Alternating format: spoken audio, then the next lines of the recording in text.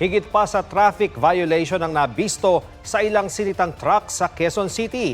Kargado pala sila ng milyon-milyong pisong mga umano'y smuggled na mamahaling smartphone at tablet. May report si Chino Gaston. Paglabag sa batas trapiko ang dahilan kaya sinitan itong gabi ng Miyerkules ang 4 na cargo truck sa checkpoint ng Oplan Sita at Contra Carnapping sa Bahay Toro, Quezon City. Pero duda ang mga tauhan ng PNP Highway Patrol Group sa kilos ng mga driver at mga hawak nilang cargo documents. Kaya pinabuksan ang mga van. Nung nasita na yon, they started questioning the drivers and yung pahinante, and they presented documents questionable. So because of that, tumawag kaagad ang mga HPG sa rescue sa BOC. Cellphone accessories ang deklarasyon sa mga dokumento pero nang buksan ng mga kahon, mga mamahaling smartphone at tablets ang tumambad. Naka-alerto noong gabing iyon ang mga pulis dahil sa tip sa kanilang may magpupuslit ng kontrabando mula Central Luzon. 221.5 million pesos ang kabuang halaga ng nasamsam na gadgets na i-turn over na ang mga gadget at mga truck sa Bureau of Customs. Patuloy ang investigasyon at pagtuntun sa consignee ng shipment. Kailangan ma-issuehan namin dito ng Warrant of Seizure and Detention, WSD. From there, iimbestigahan namin, of course, kung sino man ang magkiklaim o sino yung mga taong dapat naming palutangin, hahanapan namin ng dokumento. Chino Gaston nagbabalita para sa GMA Integrated News. Malungkot ang sinapit ng pulis at kanyang anak na nawala sa Quezon City matapos magbenta ng sasakyan. Ang nanay na pulis nakitang patay sa Bulacan. Matapos ang ilang araw, bangkay namang natagpuan sa Tarlac ang 8 taong gulang na anak. May report si Marisol Abduraman. January 19, unang napaulat na nawawala si Police Senior Master Sergeant Dayan Marimo Lenido na nakadestino sa National Capital Region Police Office.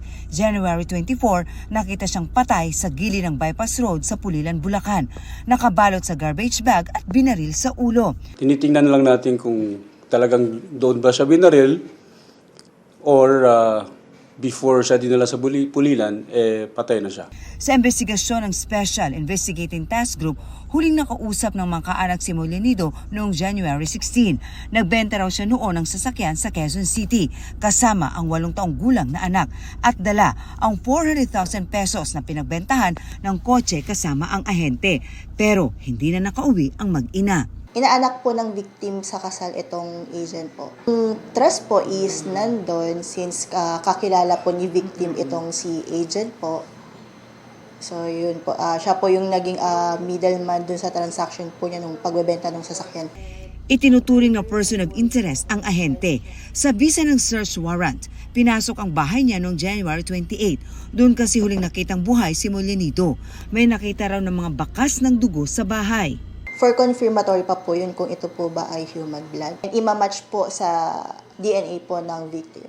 Pero wala roon ang anak ni Molinido na si John Ismael. Hanggang kahapon, January 29, sa taniman ng kalamansi sa Victoria, Tarlac, isang magsasakang naggagapas ng damo ang nakakita sa bangkay ng bata.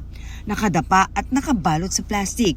Asphyxia by suffocation ang cause of death base sa medico legal. Pagkakarap, maayos yung pagkakarap kasi hindi naman, kahit malapit na kami doon nung pinuntahan namin, hindi namin maamoy. As in, walang odor na talagang maamoy siya kahit ganyan kakalapit. Kasi nakabalot nga siya ng plastic mula baba hanggang sa ulo. Kinilala mismo si John Ismael ang kanyang amang pulis din. Hindi ko kaya siyang tingnan ng ganong katagal. Hindi niya deserve yung ganong ginawa sa kanya. Masakit na masakit na masakit. Maraming pangarap yung batang yun. Maraming pinangako sa akin. Balak i-cremate si John Ismael pero wala pa itong clearance. Nasa funeraria pa sa Victoria ang kanyang labi at nakatakdang dalhin sa Metro Manila kung saan nakaburol ang kanyang ina. Ang ama, itinuturing na rin person of interest. Nakikipag-cooperate naman ako. Hindi naman ako nagtatago. Mabibigyan din naman yung hustisya yung mga ina ko. Sa investigasyon sa sinapit ng bata, tinitingnan kung may kinalaman ang namataang sasakyan sa Victoria bago magtanghali ng January 27. Nagmaniob, umatras. Dahil hindi kasi siya makakadaan doon sa dinaanan niya, pinasukan niya, based doon sa ocular inspection namin doon. Nag-ocular kami doon na hindi talaga passable dahil malalalim yung hukay ng lupa. Tinanong ang pulis na si Molinido kung ito rin ba ang sasakyan sa transaksyon ng asawa, hindi raw. Marisol Abduraman, nagbabalita para sa GMA Integrated News. Lumutang ang isa pang nagpakilalang biktima ng 6 na pulis Maynila na inireklamong nagnakaw at nanakit ng ilang taga Makati City. Anya, noong September 1 ay bigla siyang hinuli ng mga suspect sa Pasay City saka dinala sa Makati. Nakuha raw sa kanya ang ilang alahas. Hindi raw siya pinakawalan hanggat hindi nakapag-transfer ng 50,000 pesos ang kanyang anak sa e-wallet ng isa sa mga suspect. Ayon sa ginang, marami pa ang gustong magreklamo laban sa mga suspect pero natatakot dahil sa kanilang seguridad. Pagtitiyak ng Napolcom, mananagot ang 6 na pulis Maynila na inireklamo na ng 3 counts ng robbery. Judicial overreach o panghihimasok ng hudikatura sa Kongreso. Yan ang tingin ng ilang mambabatas sa desisyon ng Korte Suprema na ibasura ang apela nila sa impeachment complaints laban kay Vice President Sara Duterte at pagtibayin ang nauna nilang pasya na unconstitutional ang articles of impeachment. May report si Sandra Aguinaldo.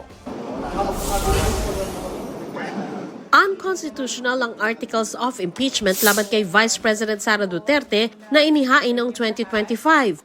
Yan ang iginiit ng Supreme Court ng ibasura ang motion for reconsideration ng Kamara sa naunang desisyon na nagsasabing saklaw na ng 1-year bar rule ang ika-4 na impeachment complaint laban sa bise. Sa desisyon ng Korte, kailangan ilagay ang verified impeachment complaint sa order of business sa loob ng 10 session days mula nang i-endorso. Alam daw ng Korte na sa Kamara, iba ang session day at isang calendar day. Pero ang isang session day sa konteksto raw ng impeachment proceeding ay isang literal na araw o calendar day kung kailan nagsesyon ng Kongreso. Bagay na hindi umano nangyari sa naunang 3 impeachment complaint. Sa halip, nagkaroon ng ika-4 na impeachment complaint at agad na pinagbotohan sa plenaryo kung saan nakakuha ito ng mahigit 1/3 ng mga kongresista. At inarchive ang 3 naunang reklamo. Maituturing daw na initiated ang isang impeachment complaint kung una, na i-refer na ito sa Committee on Justice. Ikalawa, hindi ito na ilagay sa order of business at ni-refer sa tamang komite sa loob ng tinakdang araw ng konstitusyon. At ikatlo, na i-refer na ito sa tamang komite pero hindi inaksyonan ng Kamara bago mag-adjourn sine die. Tingin na ilang kongresista panghihimasok sa lehislatura ang desisyon ng SC. Ilan sa tinukoy nila ang pagtukoy ng Korte kung ano ang isang session day. It has rewritten the operating manual for impeachment initiation. It has supplied new rules, new timelines, and new consequences that are nowhere found in the text. This sets a very dangerous precedent that weakens separation of powers. Meron tayong pagtingin na nagkaroon ng judicial overreach. Pero para maiwasan ang isang constitutional crisis, sabi ng ilang kongresista baguhin na lang ang rules of impeachment ng Kamara. We will try to harmonize the resolution with the existing rules of Congress. If we will be insisting on what we believe and we will not be recognizing the authority of the Supreme Court, we will be having a chaotic nation na nagkakanya-kanya ng polisiyang gusto nilang mangyari. Pinagpasalamat naman ng bise ang pagbasura ng Korte Suprema sa apela ng Kamara. Unang pasalamat ko sa Diyos, sa mga abogado, at pangatlo ay yung pasalamat ko sa lahat ng mga kababayan na patuloy na naniniwala at nagtitiwala sa akin.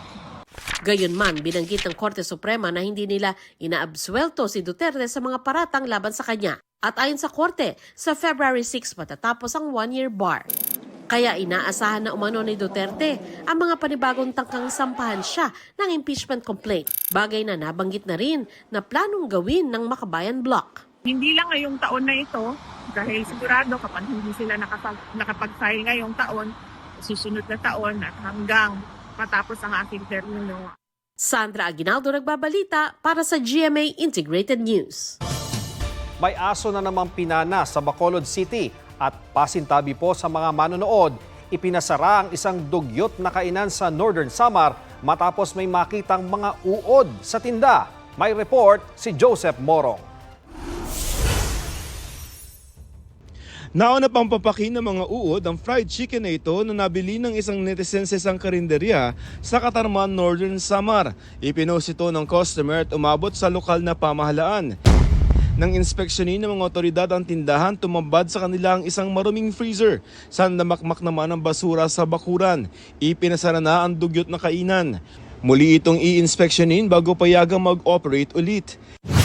Isa na namang aso ang pinuntirya ng Indian Pana sa Bacolod City. Tumama ang palaso sa kanang dibdib ng alaga ni Melly Rose sa si Milo. Pagwa ako sa hapon, sa pato, wala sa galing, hindi lang sa ulo, hindi man sa labayo. Oo, sa balang mo, sa panag-ulo. Agad isinailalim si Milo sa emergency surgery. Medyo weak man siya pero hindi man siya muna dehydrated, and then ang iyang pilas in-check na mo niya x-ray somehow hindi man siya muna kadalong. Nag-iimbestiga ang pulisya at barangay.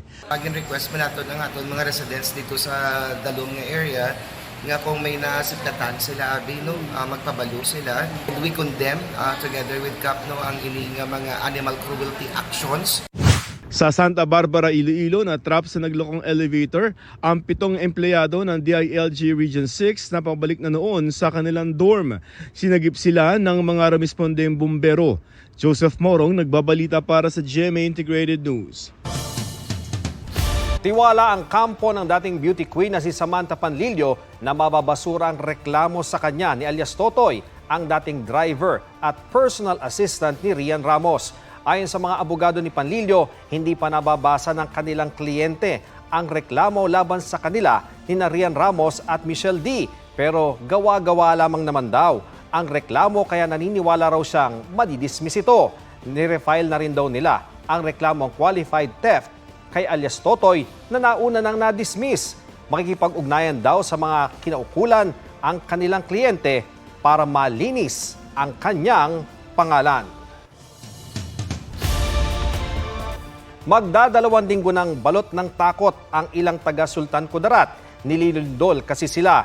Earthquake swarms ang tawag dyan ng PHIVOLCS ng epicenter ay sa Moro Gulf. May report si Von Aquino. Napalikas noong January 21 ang ilang taga Kalamansig, Sultan Kudarat dahil sa lindol nang magsunod-sunod ang pagyanig.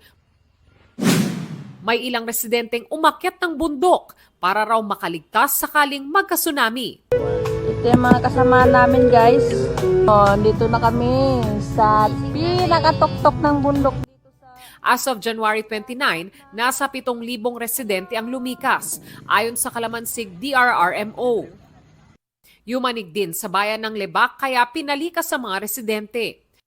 Maging sa bayan ng Palimbang, lumabas ng classroom sa mga guro at mag-aaral.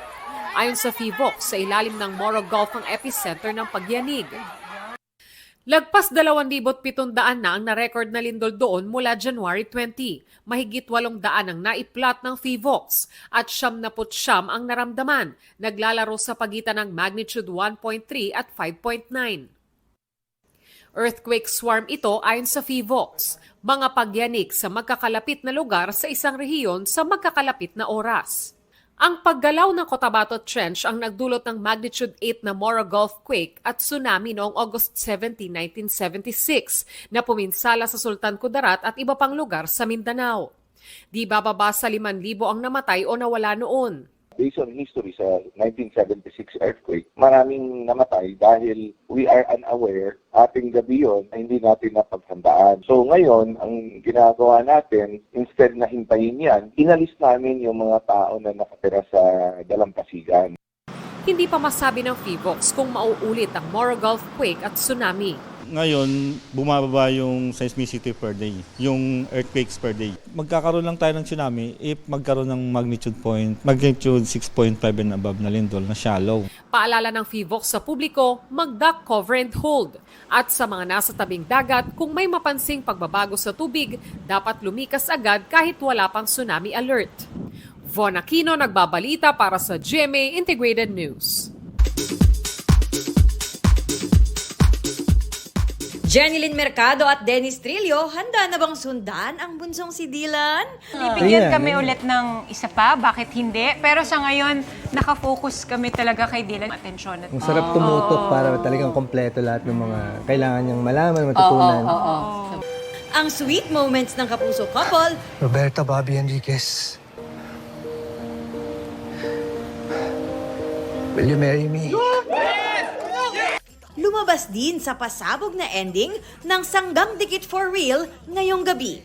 Okay ka lang? Okay lang ako. Sabi sa'yo, sanggang dikit tayo eh. For real.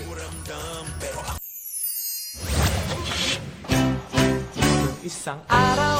Cast ng upcoming Kapuso action series na Master Cutter. Break muna sa taping para sa Alet Thread. Saksakan ng ganda.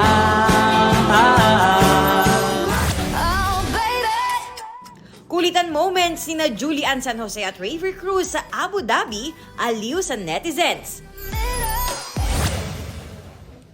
Angel Guardian may pasilip sa malamig na set ng Encantadia Chronicles Sangre.